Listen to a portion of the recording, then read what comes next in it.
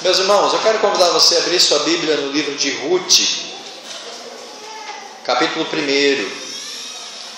Nós vamos começar nesta noite a exposição deste texto da Bíblia, livro de Ruth, capítulo 1.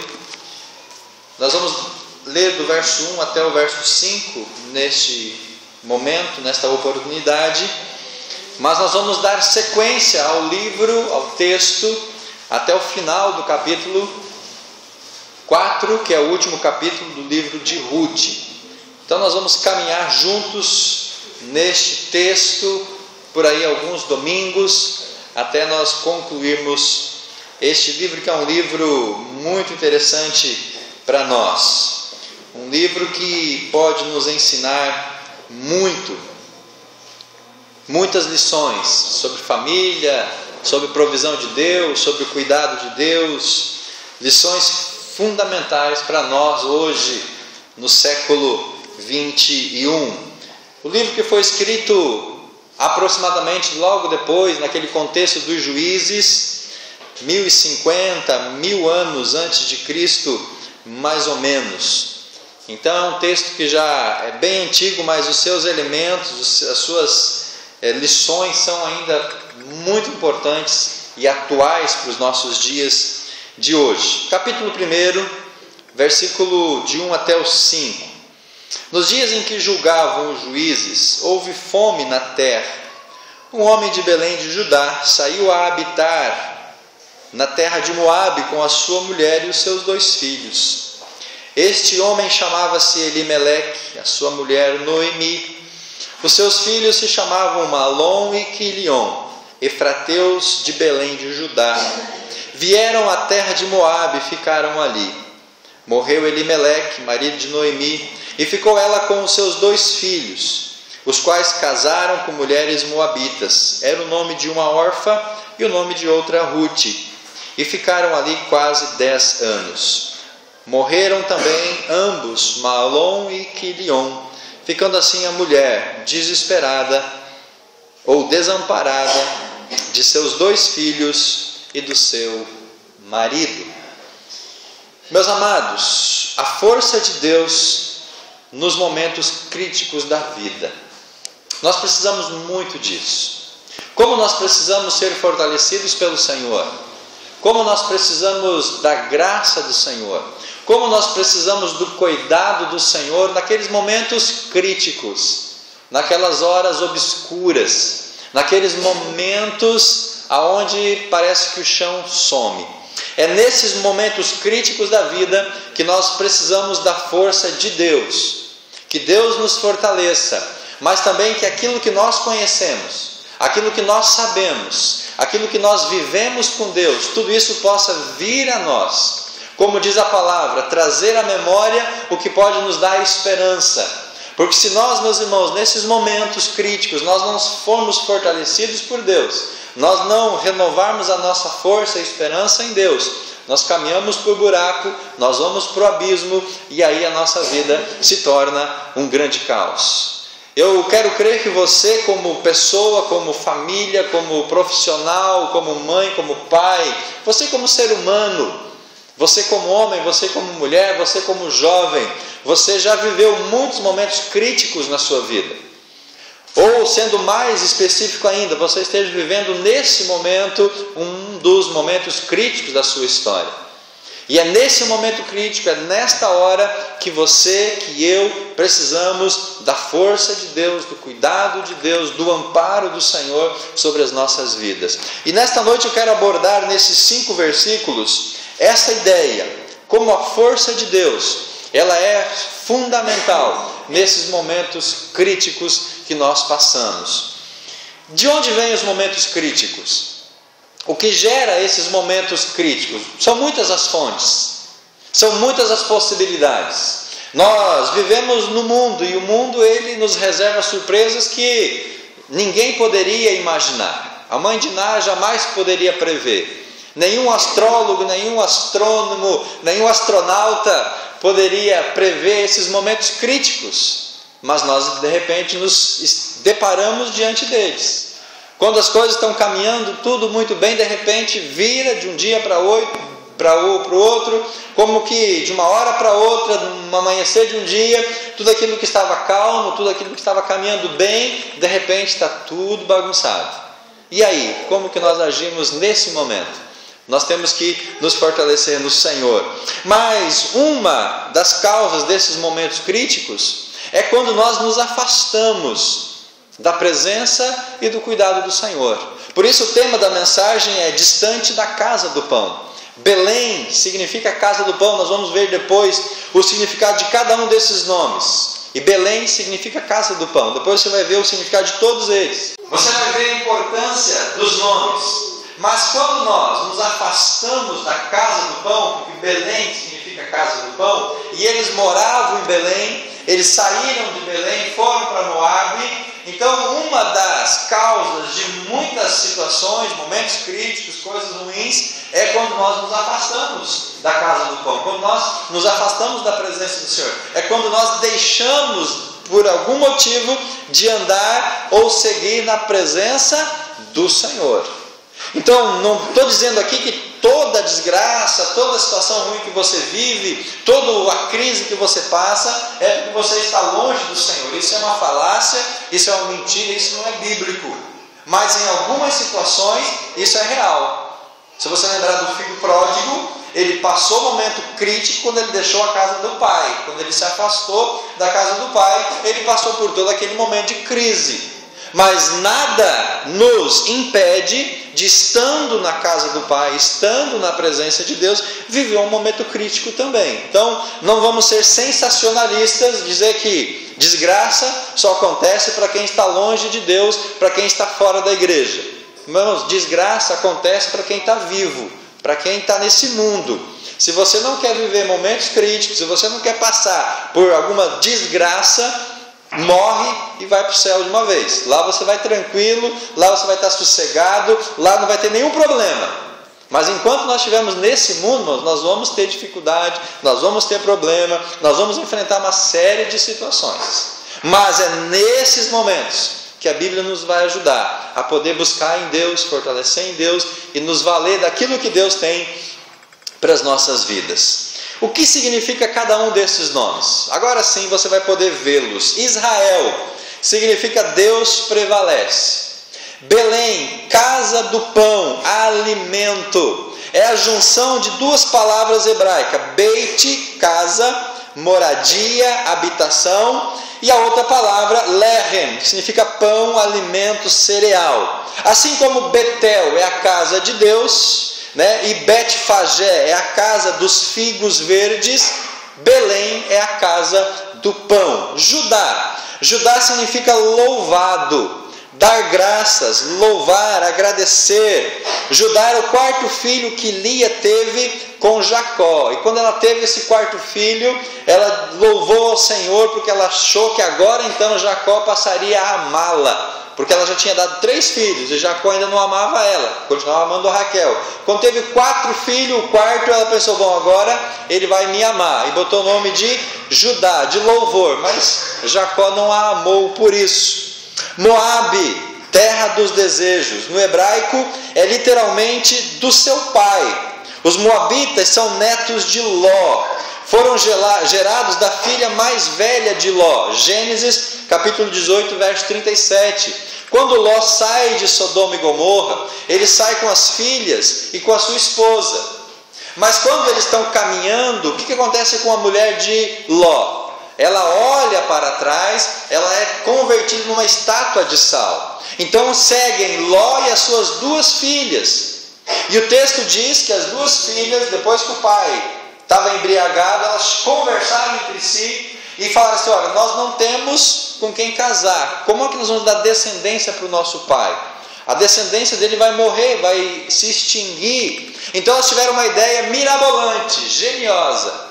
Falou assim, vamos embriagar o nosso pai e vamos nos deitar com ele, vamos engravidar dele, e aí nós vamos perpetuar a geração do nosso pai. Foi uma ideia legal que elas tiveram, Uma boa ideia. E os moabitas vêm dessa descendência, os moabitas vêm dessa história, por isso o nome Moabe do seu pai, porque o que foi gerado daquela filha mais velha foi do próprio pai. Então Moabe significa terra dos desejos, significa desejar a terra desejável. Elimeleque, o meu Deus é rei. De El, Deus poderoso, e Meleque no hebraico, rei. Noemi, minha delícia, deriva de uma palavra que significa bondade, amabilidade, encanto, beleza, favor. Noemi é tudo de bom. Malom, o filho mais velho, significa doente, de uma raiz que significa ser ou tornar-se fraco, doente, aflito, triste. Por isso que ele morreu cedo. Quilion, desfalecimento, deriva de um termo que significa fraqueza, destruição, aniquilação. Ele morreu cedo também. Efratá, lugar frutífero, de uma raiz que significa dar fruto, ser frutífero, dar muitos ramos. Ruth significa amizade, de uma raiz que significa companheira, amigo íntimo, parceira, vizinha, também no sentido de apacentar, de cuidar, de alimentar. Da mesma raiz da palavra pastor vem o nome Ruth, Roé, em hebraico é pastor. Ruth vem desse mesmo termo, por isso que ela tem todas essas características de amizade, de companheirismo, de cuidado com a sua sogra. E o último, Orfa, significa gazela, de uma raiz que significa pescoço, nuca, o dorso, podendo ser entendido como alguém que não se curva, alguém que é obstinado, alguém que é insubmisso, que dá as costas, alguém que foge. Por isso Orfa ela abandona, ela não segue a Noemi. Pois bem, meus irmãos, diante desses nomes, eu quero propor uma paráfrase do texto, uma releitura do texto, versos de 1 até o verso 5. Eu quero que você leia comigo esse texto. Vamos ler juntos? No tempo em que Deus prevalece, era governador dos juízes, houve uma grande fome naquele país. Por isso, um homem da casa do pão, alimento, cidade da região do louvor, foi com a sua mulher, os seus 2 filhos, morar por algum tempo num país chamado Terra dos Desejos. O nome desse homem era Meu Deus é Rei, e o da sua mulher, Minha Delícia. Os 2 filhos se chamavam Doente e Desfalecimento. Essa família era do lugar frutífero, um povoado que ficava perto da casa do pão do louvor. Eles foram para a terra dos desejos e ficaram morando ali. Algum tempo depois, Meu Deus é Rei morreu, e Minha Delícia ficou com os 2 filhos que se casaram com moças que satisfazem os desejos. O nome de uma delas era Gazela insubmissa, o da outra Amiga. Quando já fazia quase 10 anos que estavam morando ali, Doente e Desfalecimento também morreram, e Minha Delícia ficou só, sem os filhos e sem o marido. Amém?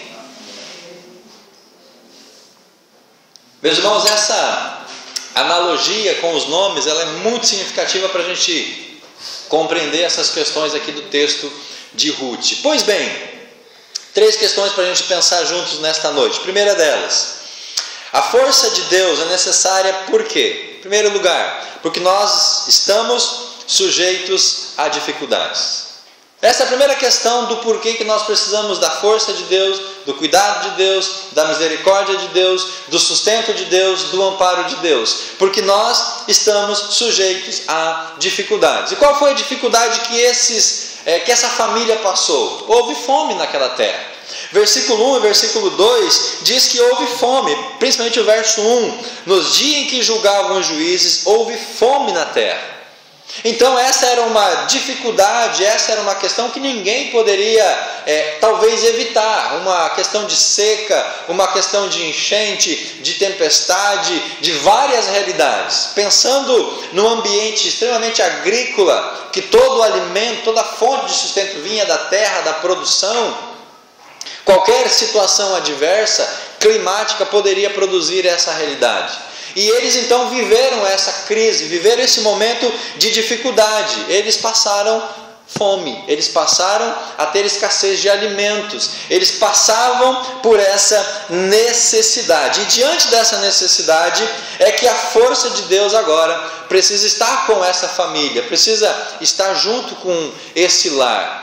Quando nós passamos essas dificuldades, quando nós enfrentamos essas crises, nós precisamos do cuidado de Deus para que a nossa vida ela possa então prevalecer e continuar. O que Jesus nos diz em João 16:33?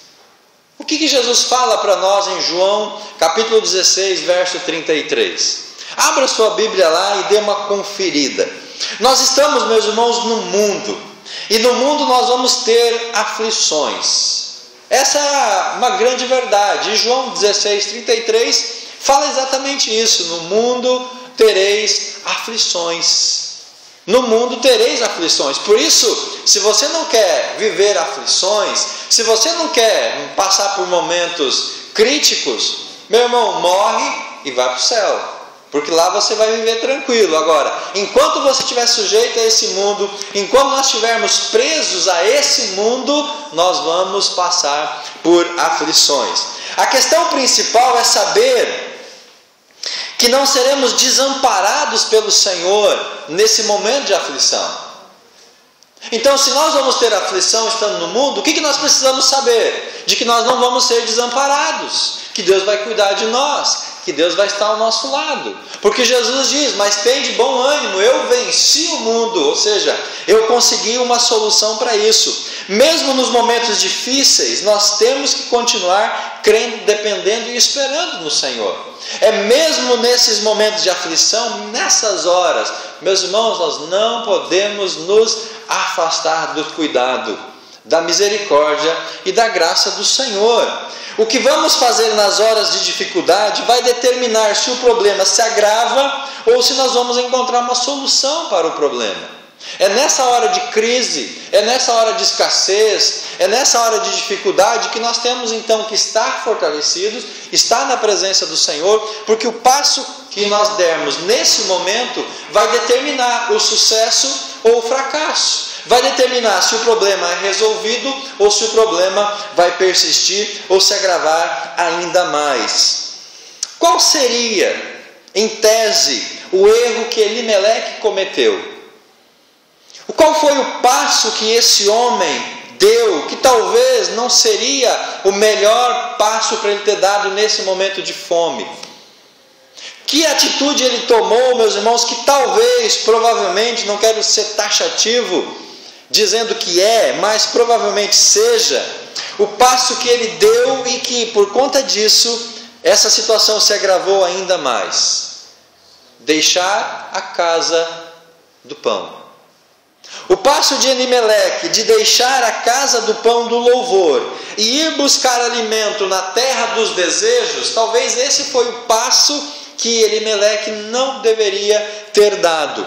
Porque ao sair da casa do pão do louvor, ao sair de Belém, ele vai para Moabe, para a terra dos desejos. E como nós vamos ver na continuidade, essa mudança, essa migração sempre vai trazer mais prejuízos ainda. Então, nas horas de aflições, nós devemos continuar na presença do Senhor. Nunca o mundo vai oferecer aquilo que nós não estamos tendo no Senhor. Meus irmãos, não importa o que você esteja precisando e Deus não está te presenteando nesse momento.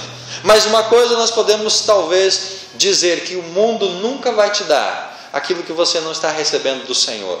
Então Elimeleque estava passando por uma necessidade, e ele decide ir na terra de Moabe, buscar lá o que ele não tinha.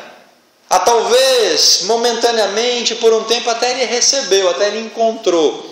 Talvez ele tenha comido por algum tempo lá. Só que o preço foi muito alto. E quando nós, irmãos, vamos buscar fora, no mundo, aquilo que Deus não está nos suprindo momentaneamente, esse é o grande passo equivocado que às vezes nós damos. e aí nós nos arrebentamos por causa disso. A presença de Deus nunca será um lugar infrutífero, mesmo quando não vemos a provisão do Senhor. Estar na presença de Deus é estar num lugar frutífero, num lugar de provisão. Às vezes nós não conseguimos contemplar, ou às vezes isso ainda não está à nossa disposição, mas a presença de Deus sempre é um lugar de provisão, porque eles moravam numa terra de alimento. Essa família era do lugar frutífero, um povoado que ficava perto da casa do pão. Então eles moravam aonde as coisas poderiam acontecer. Mas eles então decidem naquele momento se aventurar em outros arraiais, e a coisa fica mais difícil ainda. Pela fé sabemos que o nosso sustento está ali, a nossa provisão está ali. É pela fé que nós perseveramos, é pela fé que nós não desanimamos, é pela fé que nós seguimos em frente. É pela fé que nós vamos alcançar aquilo que nós ainda não alcançamos. Se perseverarmos, seremos abençoados com a fartura que só o Senhor pode oferecer. Tanto é que no versículo 6, a Bíblia vai dizer que Noemi escutou que Deus voltou a trazer pão para Belém. Começou a ter alimento de novo, começou a haver fartura de novo. Então, meus irmãos, nesses momentos de dificuldade, nessas horas de dificuldade, nós não podemos nos desesperar a ponto de dar passos equivocados e trazer para nós consequências que sejam muito piores daquelas que nós já estejamos vivendo. Não podemos achar que vamos viver o céu na terra. Essa é uma realidade. O céu nunca vai ser vivido na terra, o céu vai ser vivido no céu. Agora, tem pessoas que estão querendo trazer essa realidade celestial para o mundo natural. E o que é trazer o céu para a terra? É não ter dificuldade, é não ter tristeza, é não ter dor, é ter tudo o que se quer, é poder ter uma casa nova, um carro novo, um bom emprego, ganhar bem, poder ir no shopping toda semana, comer pizza. Essa é a ideia de vida que as pessoas têm para hoje. Aquilo que nós ansiamos viver na eternidade, aquilo que nós almejamos na eternidade, que é o lugar de descanso, de sossego e de presença do Senhor, as pessoas querem trazer para a terra, querem trazer para esta vida e tirar desse contexto tudo aquilo que é ruim. Aí fica essa doideira que nós vemos aí hoje em dia, porque está dando alguma coisa errada, alguma coisa está errada, então você tem que se revoltar com Deus, você tem que fazer um monte de coisa, porque você não pode viver nessa situação. A ideia de que sucesso espiritual, a ideia de que bênção de Deus é só coisa material, é só Ferrari na garagem, é só uma rede de empresa, é essa questão material, mas não é isso, meus irmãos. Você nunca vai viver o céu na terra. Se você quer viver o céu, eu vou repetir a receita: morre e vai para o céu. Sem isso é impossível. Há coisas que nós só iremos desfrutar no céu e outras que só deixaremos de viver quando nós sairmos da terra. Então, queridos, nesses momentos de crise, de dificuldade, de momentos críticos, nós precisamos e nós temos que nos valer e nos apegar ao nosso Deus. Amém? Que nós possamos ter essa sensibilidade, que nós possamos ter esta maturidade, que nós possamos viver aquilo que aqui na terra é impossível, mas nós possamos viver lá no céu. Que Deus possa nos abençoar nessa direção. Segundo lugar, segunda coisa que nós podemos e vamos viver aqui neste mundo. Você está acompanhando aí na tela a segunda questão, que também é muito importante para nós. Segundo lugar, o mundo é cruel e é devastador. Por que nós precisamos do socorro, do auxílio de Deus? Porque o mundo, ele é cruel e ele é devastador. Olha o que diz o verso 3 e o verso 5 do texto bíblico. Morreu Elimeleque, marido de Noemi, e ela ficou com os 2 filhos. Olha o versículo número 5. Morreram também ambos, Malom e Quilion, ficando assim a mulher desamparada. O mundo, meus irmãos, é cruel. O mundo não perdoa ninguém. O mundo não tem dó de ninguém. O mundo é simplesmente cruel e ele é devastador. E se nós estamos vivendo no mundo, o que nós vamos experimentar? O que nós vamos usufruir? Aquilo que ele tem para nos dar.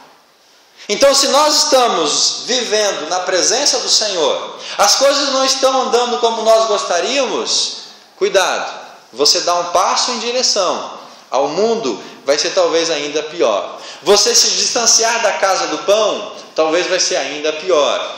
No mundo, mesmo que um pouco de tempo, pode ser muito devastador. O versículo 2 termina com a expressão ficaram ali. Olha o finalzinho do versículo 2. Ficaram ali. Quanto tempo que eles ficaram ali? A Bíblia não diz. Mas eles ficaram um pouco de tempo ali aonde? Em Moabe, na terra dos desejos. Qual foi a consequência disso? Versículo 5. Morreram Malom e versículo 3, morreu Elimeleque. Versículo 4, olha o que diz no final do versículo 4. Ficaram ali quase, quanto tempo? Quase 10 anos. Qual foi a consequência disso? Morreu também Malom e Quilion. Então, meu amado, não importa quanto tempo você vai ficar no mundo, ou longe de Deus, não importa quanto tempo nós vamos estar distante da comunhão com o Senhor, o pouco de tempo já é necessário para que algumas coisas ruins possam acontecer. Nesse espaço curto de tempo aqui, de Noemi, ela perdeu o marido e perdeu os 2 filhos, e ela perdeu eles aonde? Em Moabe, na terra dos desejos. Então, amados, por isso que o mundo é cruel, por isso que o mundo é devastador. Não bastando isso, os filhos de Noemi também ficaram ali, né? Eles se casaram, e o verso 4 termina, moraram ali, e o verso 5 começa, e eles também morreram. Então nós vemos essa realidade acontecendo, essa pressão que o mundo tem sobre as nossas vidas. E quando alguém deixa a presença do Senhor para buscar satisfação no mundo, as consequências sempre vão ser trágicas. Olha o que diz o verso 20 do texto. Veja o versículo 20 do capítulo 1. Porém, ela dizia: não me chames Noemi, me chame Mara, porque grande amargura me tem dado o Todo-Poderoso. Meus irmãos, o que o mundo trouxe para Noemi e a sua família? O que o mundo trouxe para Noemi e a sua família? Amargura, tristeza, choro, lágrima, desespero.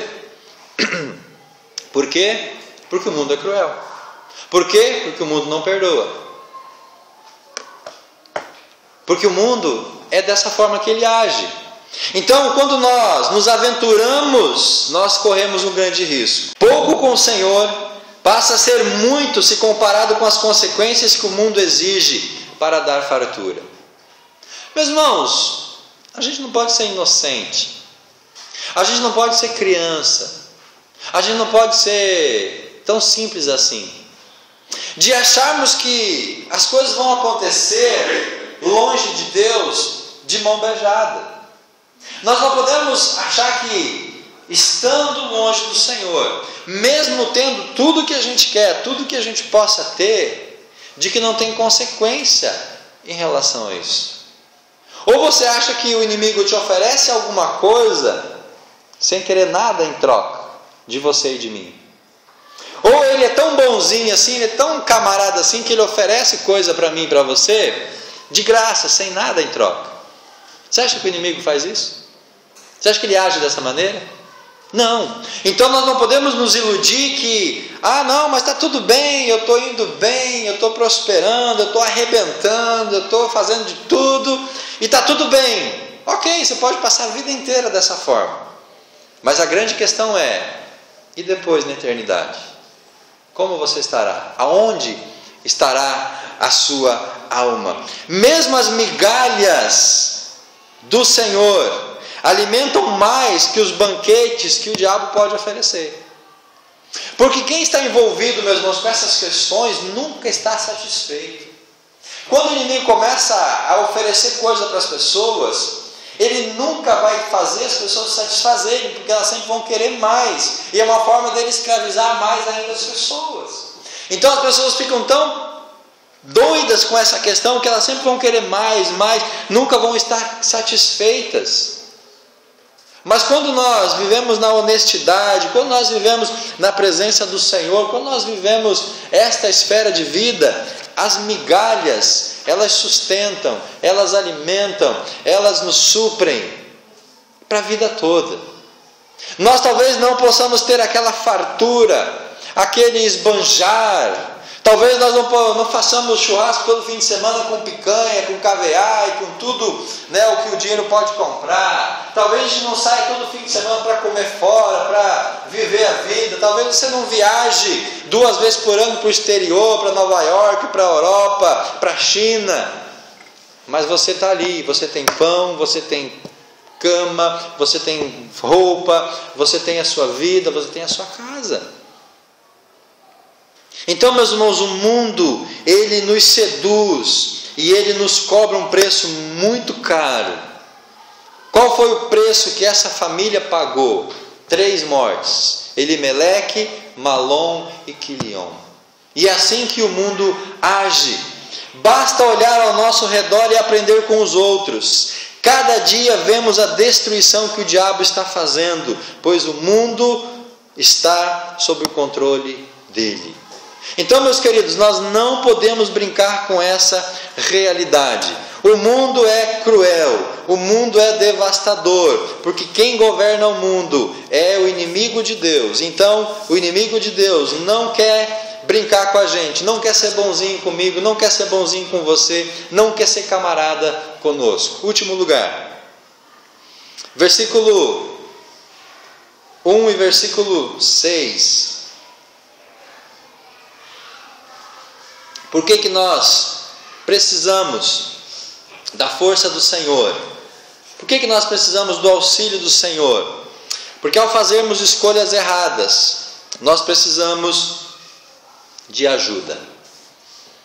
Ao fazermos coisas erradas, nós precisamos de ajuda.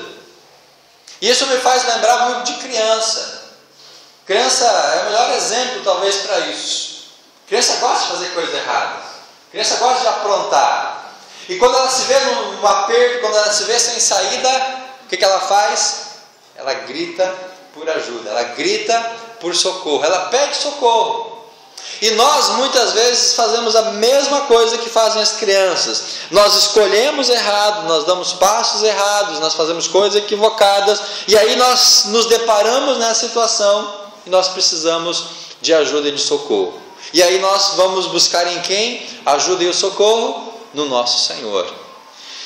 Versículo 1. Nos dias em que julgavam os juízes, houve fome na terra de Belém de Judá. E um homem de lá saiu e foi habitar na terra de Moabe, com a sua mulher e os seus 2 filhos. Qual foi talvez a escolha errada de Elimeleque? Sair de Belém. Sair da casa do pão.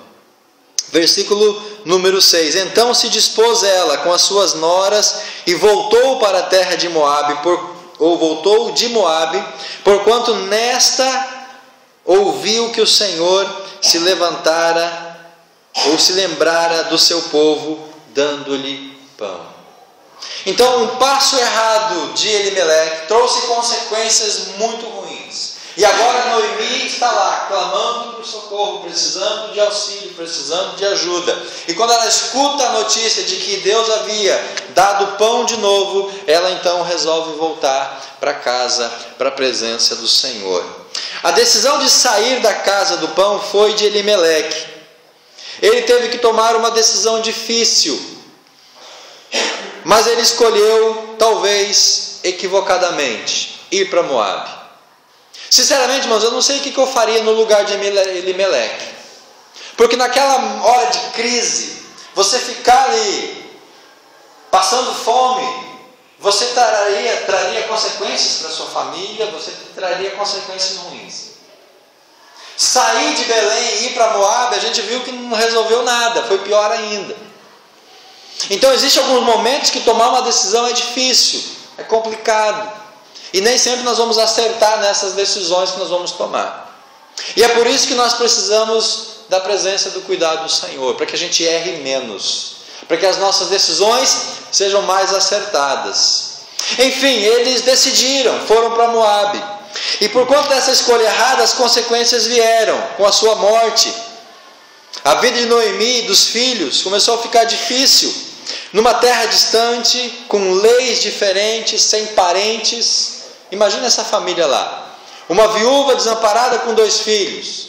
Nenhum familiar próximo. Uma região distante. Leis diferentes, costumes diferentes. Quantas coisas eles passaram. Que dificuldade. Ainda a morte dos filhos foi o passo mais fundo de Noemi. Agora ela está sozinha. Agora ela está com as 2 noras. E não sei se para uma sogra estar com 2 noras é alguma coisa útil para ela nesse momento de crise. Diante da notícia que voltou a ter pão em Belém, ela então decide sair de Moabe e voltar para casa. Depois de uma escolha errada, a sua vida nunca mais vai ser igual. Meu irmão, depois de uma escolha errada, depois de uma decisão equivocada, depois de um passo errado, a nossa vida nunca mais vai ser igual. A nossa vida nunca mais vai voltar a ser o que era. Por isso nós temos que buscar em Deus a orientação para não dar esses passos errados. Deus nos criou com o direito de fazer escolha, com o livre-arbítrio. Ele enfatiza isso ao longo da história. Na cruz isso é ainda revelado. Um ladrão se converte, o outro vai para o inferno. Porque um decidiu aceitá-lo, o outro decidiu rejeitá-lo. Então a escolha está em nós desde sempre. E nós temos que tomar cuidado com as nossas escolhas. Deus nunca obrigou ninguém a escolher viver na sua presença. E Deus nunca vai obrigar ninguém a viver com Ele. É uma escolha que nós fazemos. É uma decisão que nós tomamos. Portanto, irmãos, as escolhas erradas nos levam a clamar por socorro. Mas as escolhas certas, elas trazem bênção para as nossas vidas. Se em algum momento você estiver vivendo uma situação adversa, de escassez, de necessidade, lembre-se que o pouco com Deus é muito. Pastor, mas isso é ilusão de púlpito. Não, irmãos, isso é a realidade. O pouco com Deus se torna muito, porque o muito sem Deus nunca é suficiente para nós. Então, se nós estamos na presença de Deus, e Deus nos está dando o que Ele prometeu em Mateus 6,33, pão para comer, roupa para vestir, casa para morar, nós temos que ficar satisfeitos. Lembre-se de que o mundo não pode oferecer nada. Ele apenas é capaz de tirar o pouco que nós ainda temos. O mundo não vai te dar nada, ele vai tirar o pouco que você ainda tem, o pouco que ainda restou de você. Quero que entenda que a decisão de tomar, ou a decisão que tomamos nas horas boas, elas muitas vezes nos beneficiam, mas as decisões que nós tomamos nas horas difíceis, essas decisões podem trazer consequências irremediáveis. Naquele momento de crise, naquele momento de desespero, naquele momento de angústia, uma decisão errada é tudo que não precisa ser tomado. Mas a decisão de voltar aos caminhos, à presença do Pai, sempre será a melhor decisão. Estar distante da casa do pão não é um bom negócio para nós. Deixar a casa do pão, deixar a presença do Senhor, nunca vai ser um bom negócio. O mundo é cruel, não perdoa. Ele sempre age para nos destruir, seja neste mundo, seja na eternidade. Não nos enganemos de que nós podemos estar distante de Deus, fora da comunhão, alheio às coisas do Senhor, sem estarmos colhendo os frutos dessa decisão. Nós vamos colhê-los, seja nesta vida, seja na eternidade. O pouco que Deus dá é muito melhor do que a fartura que o mundo pode oferecer. Porque a fartura que o mundo oferece cobra um preço muito caro, muito além daquilo que nós podemos pagar. O preço que o mundo cobra é a nossa alma. E nós vemos isso na história de artistas, de cantores, pessoas famosas que morreram à míngua, de forma traumática, dramática. Pessoas que tinham muito dinheiro, mas simplesmente morreram com uma overdose de drogas. Pessoas que gastam toda a fortuna que conseguiram para uma cura que nunca chega. O mundo nunca oferece nada de mão beijada. Por isso, meus irmãos, o pouco com Deus é muito melhor do que a fartura sem Deus. Tenha sabedoria nas suas escolhas. Tenha sabedoria nas suas decisões. Nas horas boas, mas principalmente nos momentos críticos. Porque uma decisão tomada no momento crítico pode ser o ponto final da sua história e da sua existência. Não hesite em buscar socorro, buscar ajuda. Se você tomou uma decisão errada, se você está num momento crítico, não hesite em buscar auxílio, buscar socorro. Deus sempre está de mão estendida para nos socorrer e nos abençoar. E nunca desista, nunca saia, nunca abandone a casa do pão. Deus, em nome de Jesus, eu quero agradecer pelos meus irmãos nesta noite. E nessa oração eu quero colocar cada vida, cada família, lar, cada pai, mãe que estão aqui nesta noite. Porque, Deus, nós vivemos nesse mundo e no mundo nós temos aflições, assim que diz a Tua palavra por meio de Jesus Cristo. E não podemos nos desesperar, não podemos, ó Pai, achar que tudo está perdido, que não há mais solução. Não podemos, ó Pai, simplesmente na hora crítica abandonar o Senhor e deixar a Tua presença. Nós temos que perseverar, nós temos que estar juntos do Senhor. Por isso eu quero orar pelos meus irmãos nessa noite, por aqueles que nos visitam. Porque, ó Pai, eu sei que eles vivem momentos de crise, momentos críticos, horas de dores. Mas o Senhor quer sim abençoá-los, o Senhor quer